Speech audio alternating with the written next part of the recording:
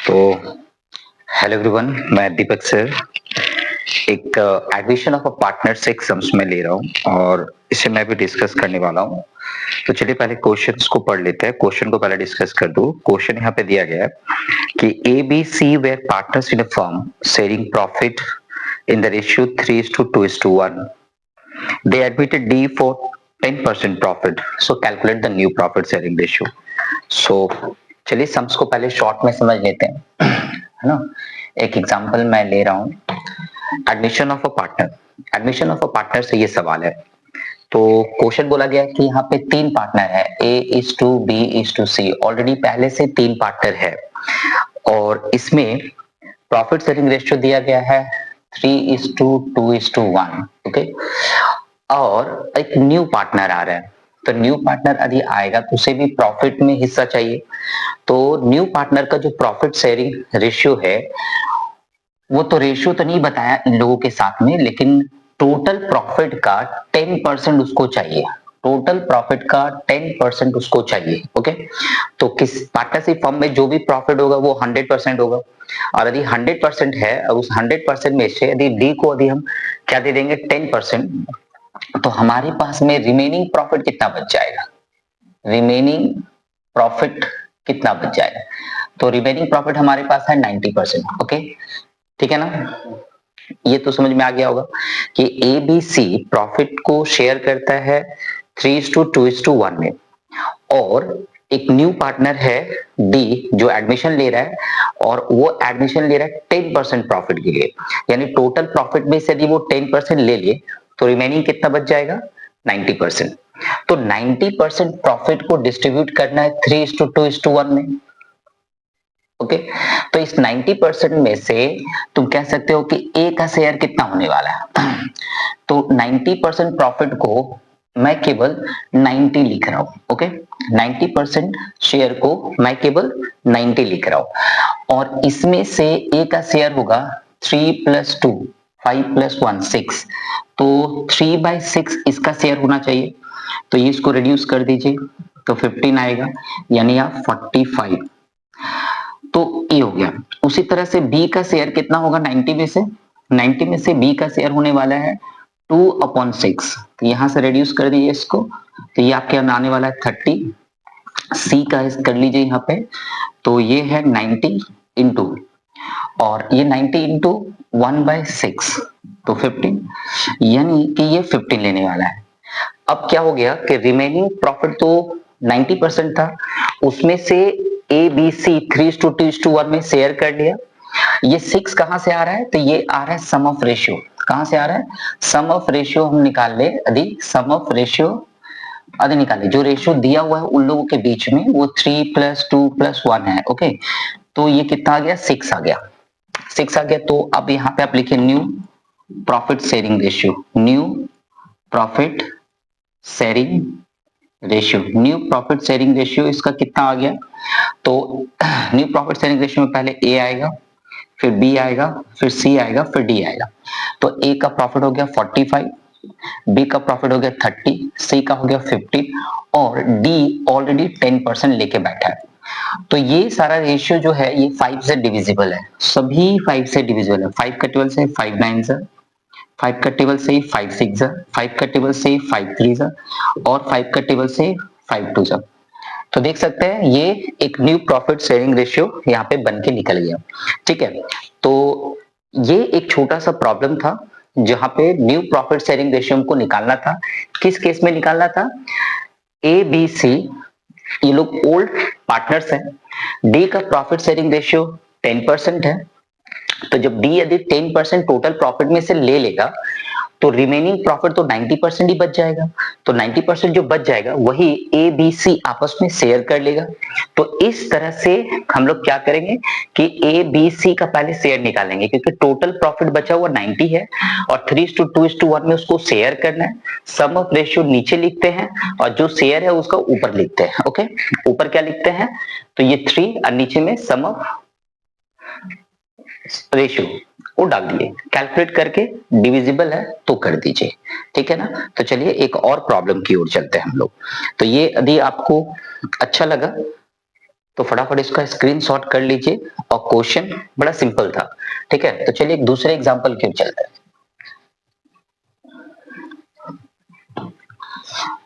चलिए एक और एग्जांपल करते हैं और ये रहा एग्जांपल नंबर 2 हम लोग करने वाले हैं।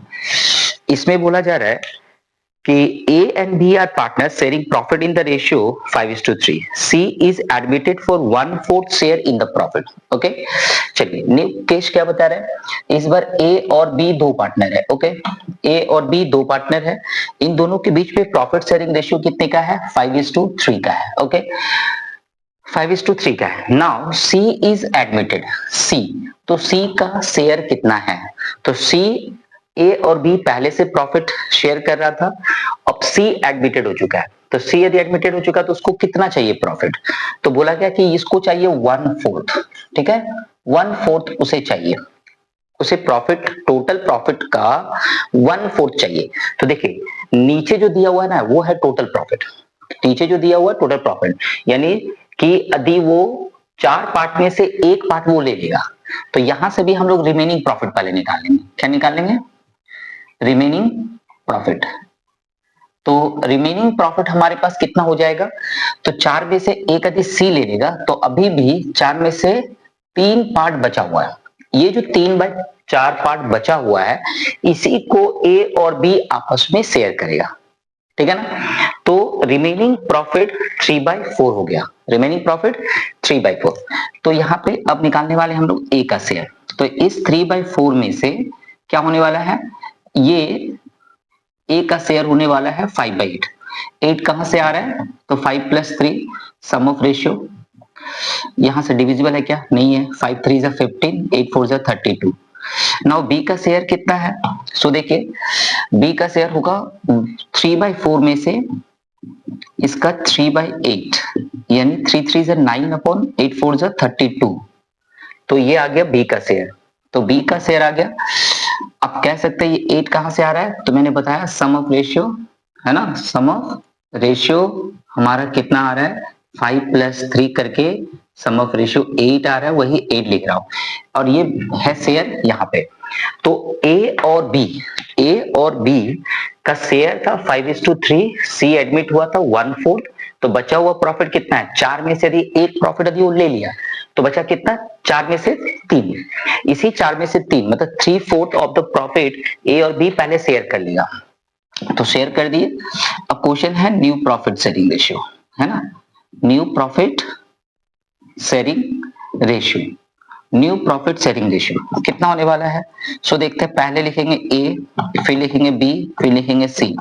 तो ए का प्रॉफिट आ रहा है कितना 15/32 एंड बी का आ रहा है 9/32 एंड सी का कितना आ रहा है 1/4। अच्छा देखो यहाँ 32, यहाँ 32, यहाँ 4 है, तो 4 का टेबल यदि 8 टाइम्स पढ़े तो ये भी 32 हो जाएगा, इसीलिए 8/8 कट कर देंगे तो 1 आ जाएगा। 1 आने का मतलब है कि हम लोग यहाँ पे ऐसा लिख सकते हैं, तो चलिए 15/32 इज टू 9/32 इज टू 8/32, तो 32 कट गया, यानी 15 इज टू 9 इज टू 8 इसका आ गया प्रॉफिट शेयरिंग रेशियो। तो A B C, I hope last line नहीं दिख रहा होगा तो इसको थोड़ा साइड कर लेते हैं। हाँ देखिए 32 32 32 कट कर दिया मैंने, तो बचा कितना 15:9:8। 8/8 से क्यों मल्टीप्लाई किए, क्योंकि डिनोमिनेटर हमको सेम करना है, डिनोमिनेटर यदि सेम कर देंगे तो हम क्या करेंगे, नीचे से उसको रिड्यूस कर सकते हैं, मतलब काट सकते हैं, जब कट जाएगा तो जो बचेगा वही उसका क्या होगा, न्यू प्रॉफिट शेयरिंग रेशियो होगा। देखो 1 नंबर एग्जाम्पल और 2 नंबर एग्जाम्पल, ये दोनों एग्जाम्पल का एक बड़ा खासियत है, खासियत क्या है कि ये जो 1/4 प्रॉफिट है ये फ्रैक्शन में था, और एग्जाम्पल नंबर 1 जो मैंने बताया था उस एग्जाम्पल नंबर 1 में वो किस में था, परसेंटेज में था। तो देखो 1 नंबर सवाल और 2 नंबर सवाल, ये 2 टाइप का सवाल हो गया, लेकिन यदि आप 1/4 को, इस 1/4 को यदि आप परसेंटेज बना दें, है ना, 1/4 को यदि आप परसेंटेज बना दे तो कितना हो जाएगा ये 25, यानी 25% प्रॉफिट। तो देखिए समझिए 1 नंबर सवाल जो भी मैंने डिस्कस किया था उसमें प्रॉफिट 10% ले रहा था, कौन, डी, यहाँ पे सी 1/4 ले रहा है, 1/4 ले रहा है मतलब 25% ले रहा है, यानी 75% ये लोग आपस में बांट रहे हैं। बात समझ में आया, नहीं समझ में आया, तो चलिए देखते हैं 3/4 को यदि परसेंटेज में कन्वर्ट कर दिया जाए तो कितना होने वाला है ये 75% प्रॉफिट। तो 1 नंबर सवाल और 2 नंबर सवाल, 2 तरीके से बनाया, लेकिन एक ही तरीके से दोनों को बनाया जा सकता है। कैसे? जो पार्टनर आ रहा है यदि वो शेयर परसेंटेज में ले रहा है तो रिमेनिंग प्रॉफिट परसेंटेज में निकाल लेंगे, और यदि फ्रैक्शन में ले रहा है तो इस फ्रैक्शन को पहले आप परसेंटेज में कन्वर्ट कर सकते हैं, और परसेंटेज में कन्वर्ट करके फिर आप 1 नंबर के जैसा ही इसको बना सकते हैं। ठीक है ना? तो ये 2 सम्स थे न्यू प्रॉफिट शेयरिंग रेशियो निकालने के लिए। तो चलिए हम लोग नए वीडियो में कुछ और सीखेंगे। ओके, अगर ये वीडियो अच्छा लगा तो फटाफट अपने दोस्तों में शेयर कर दीजिए। Thank you, bye bye.